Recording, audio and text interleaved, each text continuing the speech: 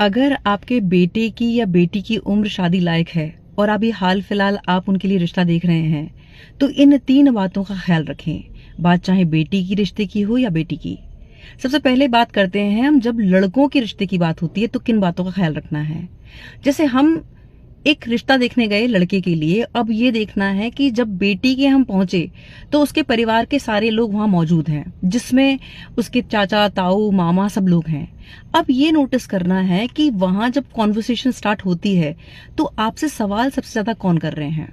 अगर उस परिवार के मेल आपसे जवाब कर रहे हैं, सवाल कर रहे हैं, तो आप सही जगह पे हैं और इस बात का पेशेंसली जवाब दें, क्योंकि वो अपनी बेटी को एक जिम्मेदार हाथों में देना चाहते हैं, इसीलिए वो आश्वस्त हो रहे हैं कि आप उसके लिए राइट मैच हैं कि नहीं है।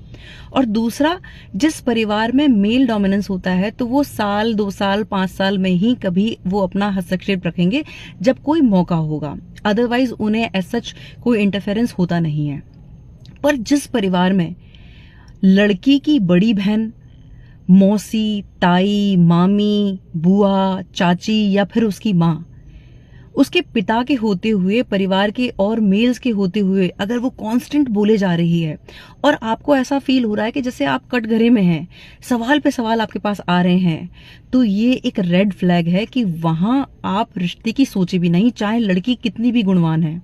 क्योंकि आप ये समझ लें कि आप वहां बिजनेस के लिए जाएंगे या आप जॉब के लिए जाएंगे और पीछे से कॉल वहां सीधा पहुंचेगा और रिमोट कंट्रोल हमेशा वहां से होगा। जो भी आपकी लाइफ ऑपरेट होगी वो वहां से होगी, कंट्रोल वहां से है। इसीलिए ऐसे परिवार में शादी बिल्कुल ना करें। और अगर आपके घर में लड़की के लिए रिश्ते वाले आ रहे हैं तो ये गलती करने से बचें। ऐसी किसी भी महिला को अपने परिवार में उस समय आने का आमंत्रण ना दें जिसके होने से बात खराब होती है।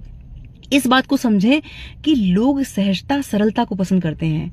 अब तो जो अगर मैं बिजनेस की भी बात करूं ना, तो बिजनेस में भी लोग मोल भाव करने वाले जो कस्टमर्स हैं, क्लाइंट्स हैं, उन्हें पसंद नहीं करते। उन्हें पसंद है कि क्वालिटी क्लाइंट्स हों और जो सरलता, सहजता के साथ डील को डन करें। तो ये तो रिश्ते की बात है। तो ऐसी महिलाओं को इनवाइट करने से बचें अगर आप चाहते हैं कि आपका रिश्ता पक्का हो जाए।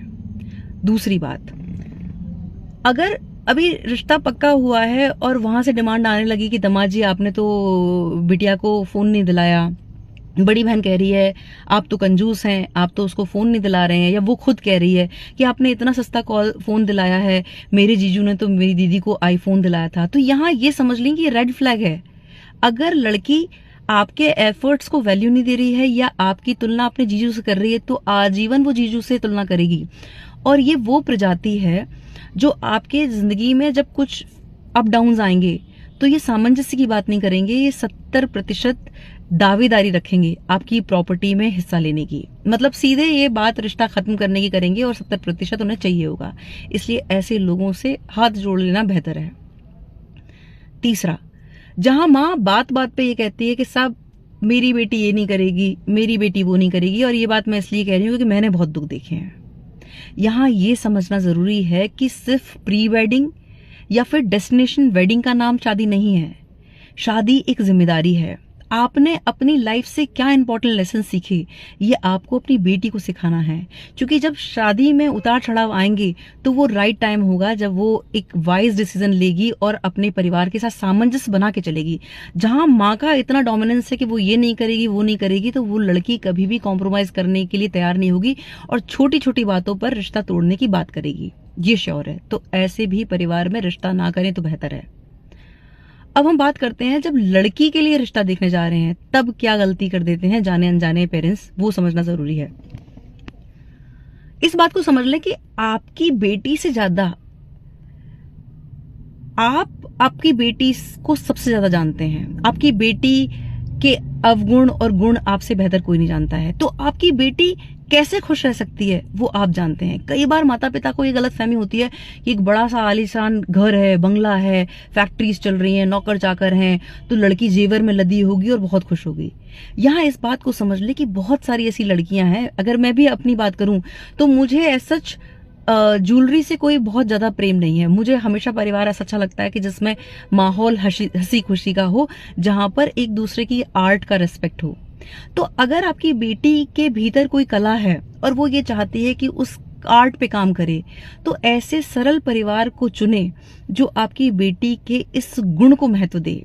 ये जो बंगले दिख रहे हैं उसमें आपकी बेटी घुट के रह जाएगी, क्योंकि वो उसको पंख चाहिए और वहां उसको ज्वेलरी तो मिल जाएगी, लेकिन वो हर चीज डिसाइड होगी उसके परिवार से कि उसे क्या करना है और क्या नहीं करना है। तो अपनी बेटी को आप सबसे ज्यादा जानते हैं, तो उसकी उस समझ और उसकी उस चॉइस का सम्मान करें। दूसरा,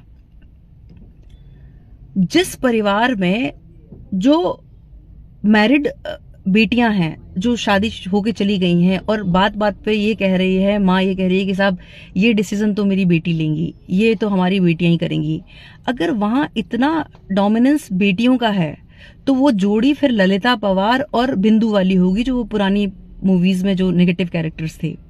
जिस परिवार में जो काम होने हैं, जो रिचुअल्स होने हैं, उसमें ताई की एडवाइस हो रही है, बुआ की एडवाइस हो रही है, चाचा की बात हो रही है, चाची की बात हो रही है, मतलब सामंजस्य की बात हो रही है, जहां संयुक्त परिवार की बात हो रही है, उनकी राय ली जा रही है, वो परिवार हमेशा जुड़ के रहेगा। लेकिन जहां सिर्फ डोमिनेंस बेटियों का है, वो परिवार में काफी चांसेस हैं कि वहां बात टूटेगी। इस बात को ध्यान रखें कि परिवार में जो डिस्प्यूट होता है वो पुरुषों से बहुत कम होता है। जो डिस्प्यूट होता है उसकी मूल जड़ होता है परिवार की महिलाएं। तो जब परिवार की महिलाओं के हिसाब से चीजें चलती हैं तो वहां ये रेड फ्लैग है, तो वहां भी रिश्ता करने से बचें। तीसरा और इम्पोर्टेंट, इस बात को समझ लें कि एक सही व्यक्ति ज्यादा देर तक बुरा रह सकता है, लेकिन बुरा इंसान ज्यादा देर तक भला बन के नहीं रह सकता। इसलिए बहुत सारे लोग होते हैं जो शुगर कोटिंग में कहते हैं कि साहब हमारा तो कुछ नहीं है, भगवान का दिया सब कुछ है, बेटे की सरकारी नौकरी, बाप की सरकारी नौकरी, बंगला है, सब है, हमें तो चाहते हैं कि हम लड़की 2 जोड़ी कपड़े में आ जाए। लेकिन फैक्ट ये होता है कि उसके पीछे वो सच्चाई कुछ और होती है। इस बात को समझ लें और शादी के रिश्ते में जल्दबाजी ना करें। अगर किसी व्यक्ति का राइट एक बिहेवियर को चेक करना है तो आप ये चेक करें कि वो अपने घर के कर्मचारियों के साथ कैसे पेश आता है। अगर मौका मिले तो घर के कर्मचारियों से भी बात करने से झिझके नहीं, क्योंकि आप अपनी बेटी दे रहे हैं। ये समझ लें कि जो ट्रीटमेंट आपके उनके घर के कर्मचारियों को मिल रहा है, देर सवेर वही आपकी बेटी को भी मिलेगा, क्योंकि वो बड़े घर के हैं और आप जो बेटी दे रहे हैं वो मिडिल परिवार से दे रहे हैं, तो वो वैसे ही स्लेव की तरह ट्रीट करेंगे। इस बात का ध्यान रखें। जब हम इस बात का ध्यान रखेंगे और इन चीज़ों को फॉलो करेंगे, तब चांसेस हैं कि दाम्पत्य जीवन खुशहाल और आनंदित हो। बहुत बहुत आभार। नमस्कार।